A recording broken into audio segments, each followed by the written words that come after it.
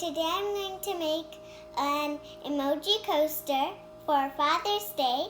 We'll be needing a glue gun, 9 bottle caps, a red marker and a black marker, and some yellow paint.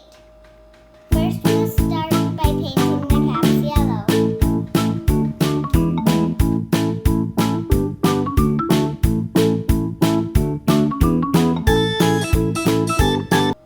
Now we'll let them dry. They're dried up now, so now we will make the emojis on them.